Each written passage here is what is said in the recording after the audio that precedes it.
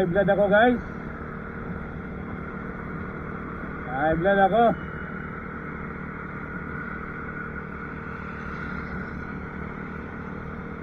Iba na talaga mundo ngayon guys.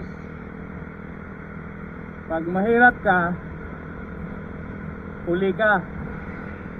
Pag mayaman ka, mauuna ka. Grabe naman tong mundong to guys. Yung discrimination guys, ibang level na. Shout out sa inyo. Grabe kayo. Sa akin pa magagalit. Kaya ako na ngayong nahuli eh.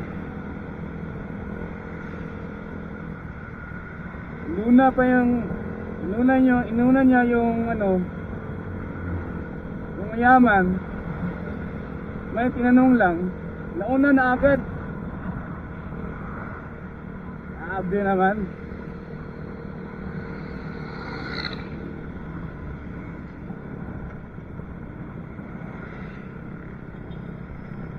Share ko lang guys, no? Kasi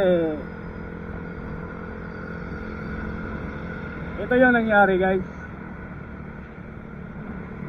Bumili ako ng gamot. Tapos yung number ko is number 8. Tapos ito yung ano guys, tatawa na ako guys kasi yung huli sa akin number 10 siya. Boss yung ako 8, na-shoot sa akin na 9, saka yung 10. Yung number 10 guys, nasa likuran ko lang. Tapos bakante na yung kuan, yung isang ano, dalawa lang yung teller eh. So bakante na yung isang slot doon. Hindi ko na papangalanan yung ano guys, yung butika. Nagtanong lang ng presyo. Hindi ko alam yung baka yung technique na yun eh, patanong-tanong lang tapos gusto na agad mauna. Diba guys? So ako, number 8 ako. Tinawag niya yung number na 8 at saka 9. Sumingit yung number 10 guys. Patanong niya, "Miss, magkano to?" Inauna niya pa yun. Hindi na ako nakapagsalita guys kasi nauna na, patanong niya yung sinabi niya eh. "Miss, magkano to?" Siyempre nagtanong lang siya, diba? Sinabi niya sinabi na yung ano guys, yung magkano, ilang pieces na yung babilin niya. Sample guys, ito yung sinabi niya. Sample nito miss, hindi pa niya yung number niya nga eh. Yung miss naman wala na magawa kasi baka sa itsura pa lang ako naka-jacket lang, di ba? Parang dugyot na bumili. Yung bumili na number 10, yung titingnan mo pa lang eh, talagang mayaman na talaga eh. So walang may magawa yung teller, yung si miss. Unahin na yung mayaman guys. Sabi naman oh. Tapos yung teller guys, parang pagalit pa na sinabi yung sinupang, yung sa ibig sabihin niya na, "Sir, tinawag kita kanina, number 8 ka," ano, yung tinignan niyo yung number ko guys, number 8. Yung sinabi niya agad na, "Sir, tinawag kita kanina." Sa yung sabi ko naman, "Ma'am, inuna niyo pa yung isa eh." So sabi ko ganun guys. So parang uminit yung ano ko guys, yung tenga ko. So hindi na ako bumibo guys, hindi na ako nagsalita. So as is na lang, pinauna ko na lang yung dalawa, yung number 9 at saka number 10. So tayo naman gentleman naman tayo guys. Ano yung nangyari, ano na lang. Pero share ko lang guys na dapat pantay-pantay tayo guys. Pantay-pantay tayong namumuhay dito sa mundong ito. Huwag naman tayong ganyan guys, yung tipong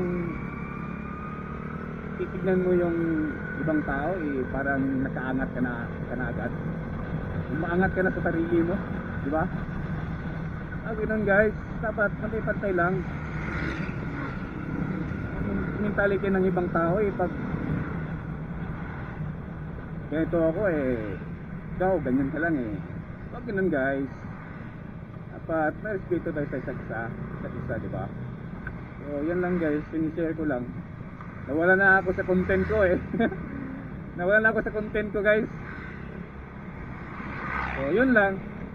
So pagpaliban na natin yun, accept ko naman na mas mayaman sila, mahirap ako, di ba? So ganyan lang guys. Ano yung term nun? Huwag tayong mapagmataas sa sarili natin guys, di ba? Alam naman natin mamamatay din tayo sa mundong ito. Wala tayong wala tayong madadala sa langit or ano ba. So ganun lang guys. Yung totoong content ko talaga i-explain ko yung ano guys. So gano'n nga, mag-content na tayo guys. So babalik tayo sa content natin guys, no. So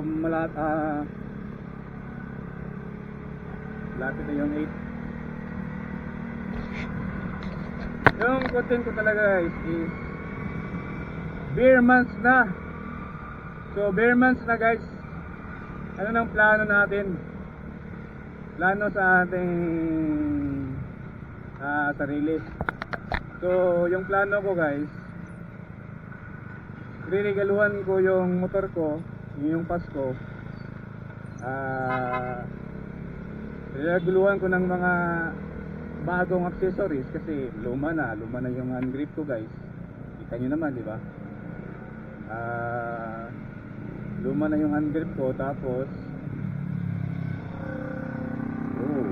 ganda ang tulog 2009 ba yan o 2010? So yun lang guys. Yung upuan ko guys butas na. Hindi ko alam kung baka yung may naglalaro sa mga kapitbahay ko ng mga bata na nahiwa yung nahiwa ng maliit yung ano guys, yung upuan ko, kaya sabi ko baka lalaki na to. Yun nga, lumalaki na yung ano guys, yung hiwa ng ano ko guys, yung upuan ko. Tapos bala ko na lang na bilan ng bago.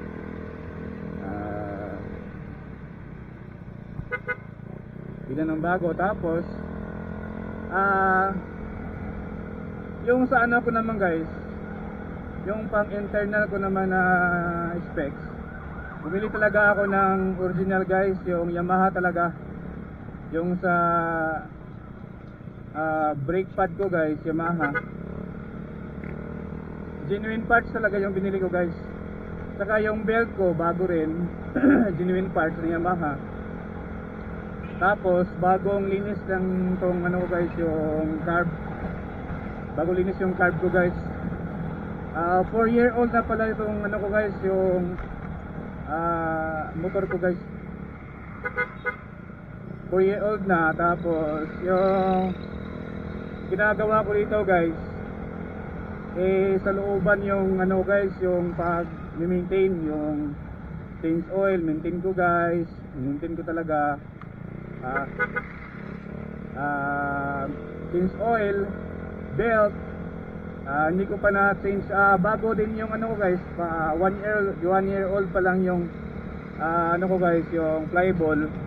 Tapos yung brake pad ko bago rin.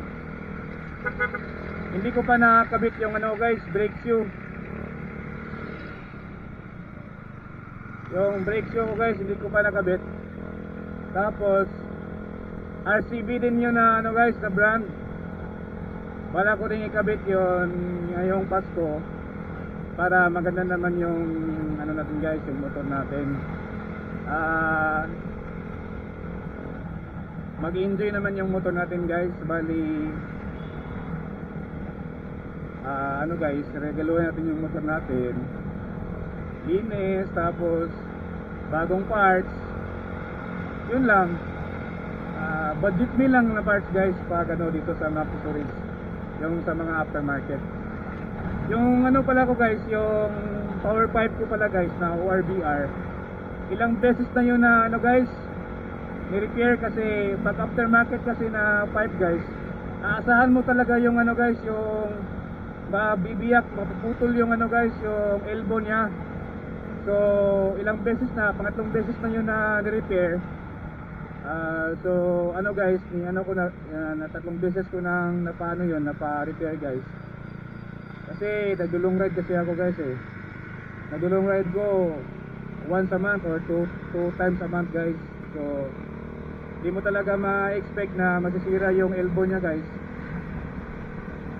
Kinuha ko na rin yung spring niya kasi sisingaw yung ano guys eh, yung kabitan ng ano, yung sa power pipe baseball at saka elbow, diba may spring yun sa ORBR.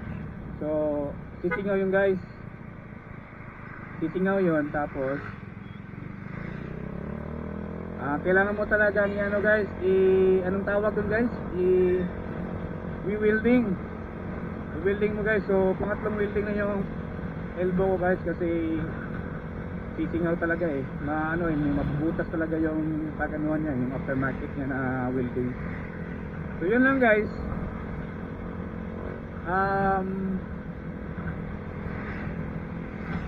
Sana kung makapag-upgrade tayo ng motor, di ba? So shoutout R150.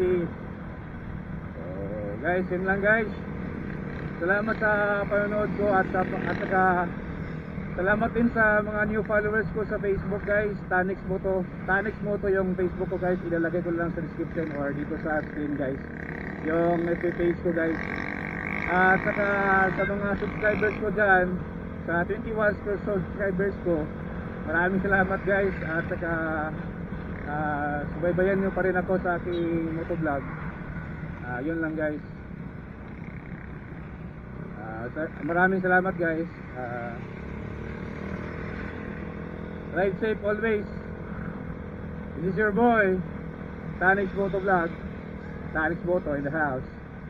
Peace.